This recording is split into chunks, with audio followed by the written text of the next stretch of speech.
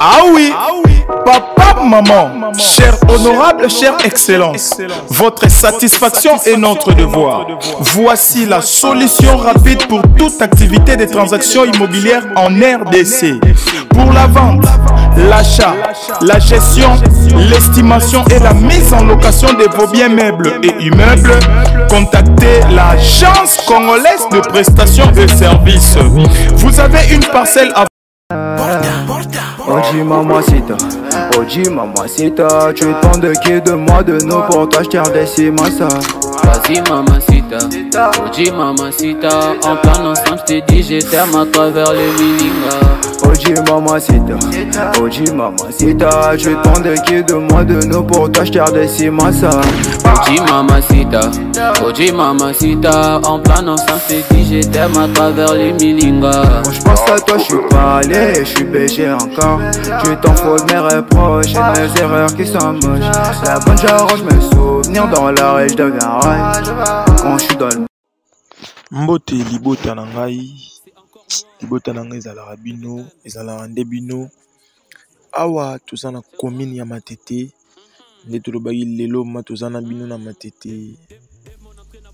Donc toza vraiment na Matete, na bandeli bonjour à tous. A toza liboso lupango bafulu ba buro ba pusu oyo eza biloko moko baye ko souder yango en face awa mutu mo aza souder biloko, donc baye ko souder bayoleka na bango et puis oyo eza avenue. Donc toro toutaki na Matete oyo ezalaki commercial, to esko na Matete oyo eza résidentiel. Donc awa eza déjà toza na Matete résidentiel esika oyo okoki kokolisa bana nyonso na kimia. Bon toloba mingi te tokota na tota lupango po to ada liboso lupango bon tobeta masolo. Voilà, donc a toi na kati ya lupango to ekotala yango oyo oyo bomona eza na ndako en étage. Donc ndako en étage yango ndako oyo eza en étage eza ya 7 mètres 50 sur 25 mètres. Donc ndenge la largeur eza 7 mètres 50, ndenge molai aza 25 mètres. Eza ndako en étage. Tomata likolo bomona pe vide dessus. Atwa likolo bomona vi balabala yango to na Matete résidentiel bomona bandako ndenge ezali. Abata danger bafutelaka bato oyo ba moyen bafutelaka pour bien éduquer leurs enfants. Donc atwa likolo to lakisa bomoni bandako nyonso eza presque ya likolo. Donc to na Matete moko boye oyo eza différent na Matete mosusu. Donc palais yango tozo kita na se tozo kita, voilà to kita escalier tozo ngana omoni courant ezali ba compteur yango yo courant ya bien, courant ekendaka te tongo tipo quoi. Chaque toza na bino omoni to mesurer omoni ba décamètre yango wana ba équipe to yango ba mesurer dans le pan eza 7 mètres et demi sur 25. Et puis ezana ndika bomoni composition d'appartement ezana dendako appartement moko na premier niveau, appartement moko na deuxième na rez-de-chaussée. Appartement ya premier niveau place bomoni to la question na ba chemise eza moyen to filmer zate eza 2 chambres, salon, cuisine, salle de bain. Appartement ya C ya rez-de-chaussée place to telemi eza pe 2 chambres, salon, cuisine, salle de bain. Donc composition ya appartement yango na likolo voilà 2 chambres, salon, cuisine, salle de bain. C'est aux 2 chambres, salon, cuisine, salle de bain. Et puis, dans le ciment, tout ça, la toilette, il y a des visiteurs, soit il y a des travailleurs, des travailleurs, et pardon, installation na bangote, ezali awa, ezara question, il y a kobongisa mwa mukie pour epesa image, pour mutu akolingela, kosomela. Donc, nde to bande koloba atwana commune ya Matete na quartier moko ya bien aux amposa koyeba quartier benga sur na téléphone to resolola na yo to ko expliquer yo.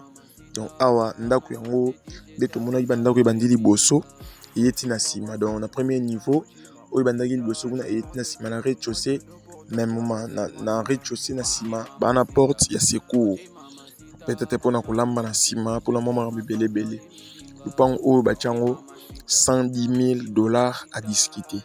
Donc par appartement, celui total bien et puis ça rabiso $300 de revenu, $600 le mois.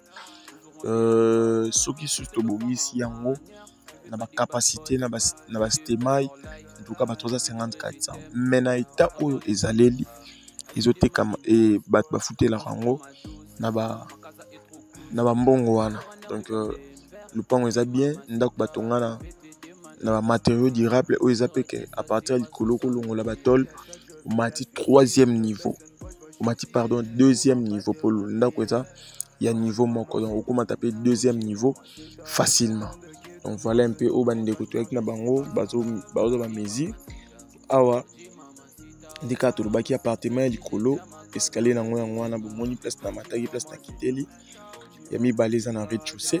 Donc lupango eza bien, eza na mur bien, eza rare ke kosala mwa ba travaux mike ndenge ezalaka. Et puis faut koyeba ke toana commune ya matete mongo résidentiel boyebi ba prix ya mapango ya matete ndenge ezalaka. Donc batia yango $110,000 à discuter. Eza na revenu ya bien, eza ba matériaux batonga ba matériaux durables et puis eza na pembeni ya macadam. Donc to pembeni ya macadam. Donc tomati likolo boy to kengela bo mona ke toza pembeni ya macadam.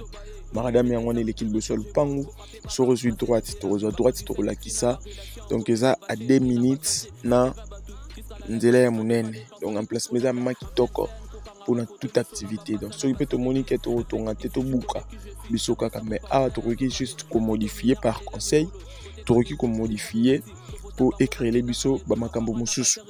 Donc pour na ba oba ko za intéressé avant to bima libanda to beta lisolo le pang batie $110,000 à discuter.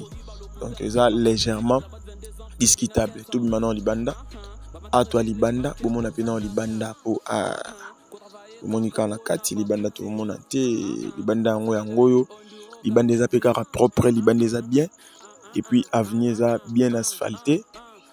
Ndeka to le bara toujours que non et to somba lupango et en la facteur misa tout total reza accessibilité, environnement, mise en valeur. Tout le monde qui a le pont où ils ont la mise en valeur bien en étage, ils ont 2 chambres et puis environnement yango to la kisa bomoni makadam yango na liboso onyo suza liboso lupango ba voisin nde bazaleli. Donc ba voisin ya de bien ozana lupango eza bien, ezana banda kwa bien, environnement kitoko ezopesa bien. Donc to marché boye to poussa na poto la kisa quartier ndenge ezali ndenge quartier eza évolué. Voilà un peu donc to baluka to zonga na so avenue mais to la kisi quand même quartier des ali to baluki siko poto kinde ti na macadam. Donc bon na macadam bo calculer chrono oyo et au sala que ti to koma na macadam. Donc le pont to ti yango so to compter bien ça 5e parcelle na macadam principal.